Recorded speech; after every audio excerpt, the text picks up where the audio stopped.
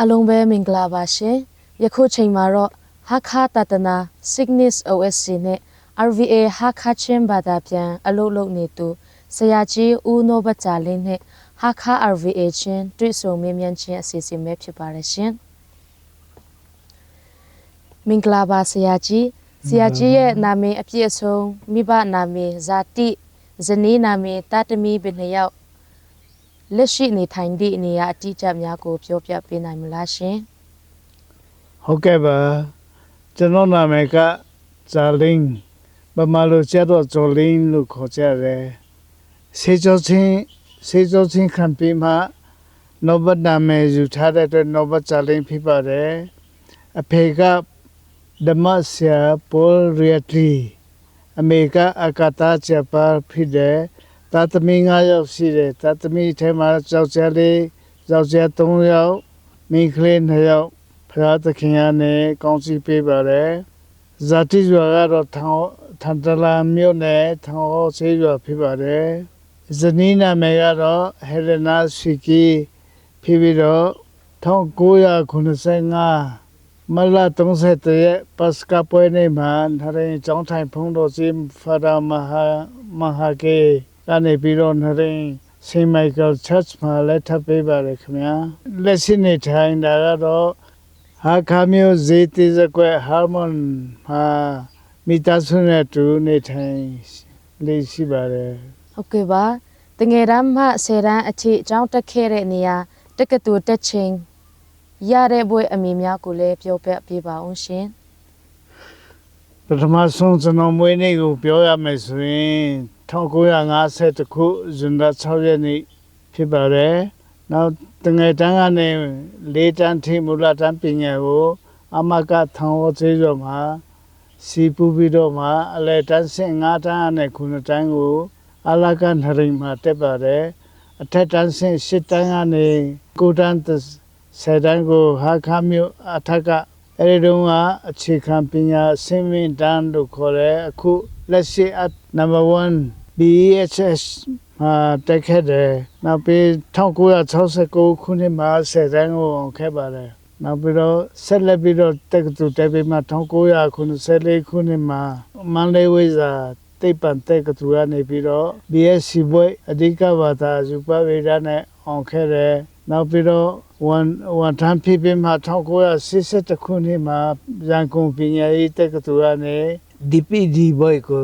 သင်ချာမေဂျာနဲ့ရရှိခဲ့ပါတယ်ဟုတ်ကဲ့ပါကျေးဇူးတင်ပါတယ်ဆက်လက်ပြီးတော့ဟာခါတတနာ Cygnus OSC နဲ့ RVA ဟာခါမှာဘယ်နှစ်ခုနှစ်ကနေစတင်အလုပ်လုပ်ခဲ့တယ်လဲဘယ်လောက်ကြာပြီလဲဆိုတာဆက်လက်ပြီးတော့ပြောပြပေးပါအောင်ရှင်ဟာခါတတနာရဲ့ Cygnus OSC နဲ့ RVA မှာ2017ခုနှစ်ကနေစတင်လုပ်ပြီးတော့မှအခု2025ဆိုရင်တော့14နှစ်ကျော်ထဲမှာဝင်ခဲ့ပါပြီ။သခင်မကကျောင်းစာကြီးလုပ်ခဲ့ပြီးတော့မှလက်တန်းကျောင်းဥစားထူကနေပင်စင်1990ခုနှစ်ဇွန်လမှာပင်စင်ယူခဲ့ပါတယ်။ဟာခါတတနာ Cygnus OSC နဲ့ RVA ဟာခါမှာအလုပ်လုပ်တဲ့ကာလအတွင်းအတွေ့အကြုံလေးတွေများရှိရင်ပြောပြပေးနိုင်မလားရှင်။ဟုတ်ကဲ့အတွေ့အကြုံအများကြီးရှိပါတယ်ဥပမာ RVA လုပ်ငန်းနဲ့ပတ်သက်ပြီးတော့ရန်ကုန်မှာဗီဒီယိုဇာတ်နေဘာသာပြန်နေဇာတ်ညွှန်းစီနေတရင်တူအစီအစဉ်နေစသဖြင့်ရင်းနေတင်တန်းတွေတက်ခဲ့ရလို့ပညာများရပါတယ်နောက်တစ်ခါဒီ OSC မှာလို့ရတဲ့အတွက်သာသနာရဲ့သမိုင်းတွေလေ့လာခွင့်ရတယ်လို့ပဲဘာသာရေးဘဟုတုတအများကြီးလဲထူးတက်ခဲ့ပါတယ်အတွေ့အကြုံများကိုတက်ခံချင်းတွေရှိလို့အချင်းရရင်ရတယ်လို့ပြောပြပြီးစာနဲ့လည်းရေးပေးမှာဖြစ်ပါတယ်နားထောင်ပေးကြပါလို့တောင်းပန်လိုပါတယ် OSRVA မှာလောလောဆယ်ကတော့2011ခုနှစ်ဖာဒါဖိလစ်ဇဟိလန်လက်ထက်တုန်းကနေစပြီးတော့အချိန်ပိုင်းနေနဲ့လုပ်ပြီးတော့2016ခုနှစ်ကျတော့အချိန်ပြည့်အနေနဲ့လုပ်ခဲ့ပါတယ်ဟုတ်ကဲ့ပါဆရာကြီးရဲ့ဇွန်လ6ရက်နေ့မှာကြာရောက်တဲ့ဆရာကြီးရဲ့မွေးနေ့ကျင်းပတဲ့အခါမှာဘယ်လိုခံစားရပါသလဲ မပြောနိုင်မပြောပနိုင်တဲ့အထိဝန်တာတာပေါ့ခင်ဗျာဥပမာအဖြစ်အဲ့ဒီမွေးနေ့ဖြစ်တဲ့ဇန်န6ရက်နေ့လို့ယခုနှစ်2025ခုနှစ်ဆိုရင်95 Diamond Jubilee နှစ်တောင်ပြပါပြီအဲ့ဒီခါကြတော့ကျွန်တော်ပွဲတွေကပွဲနေ့ကျွန်တော်ရဲ့ပွဲနေ့ကို OSCRV ဝိုင်းတော်သားများနဲ့ကျွန်တော်ကိုချစ်တဲ့ဖုန်းတော်ကြီးများချစ်ခင်ရတဲ့သူများကပွဲနေ့ကိုကျင်းပပေးတဲ့အခါမှာကျွန်တော် OSCRV မှာလို့ဘာမှအတုံးမကြတဲ့အပိသားဖြစ်တဲ့ကျွန်တော်နဲ့လုံးဝမထိုက်တန်ပါဘူးလို့ခံစားမိပြီးပြောပြလို့မရတဲ့ဝမ်းမြောက်ခြင်းနဲ့ပီတိမျက်စီတောင်ကျက်ခဲ့မိပါတယ်ခင်ဗျာ